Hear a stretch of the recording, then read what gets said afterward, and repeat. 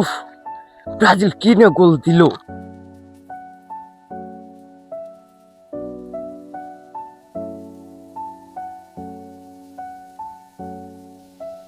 কি ভাইয়া, কেমন আছেন?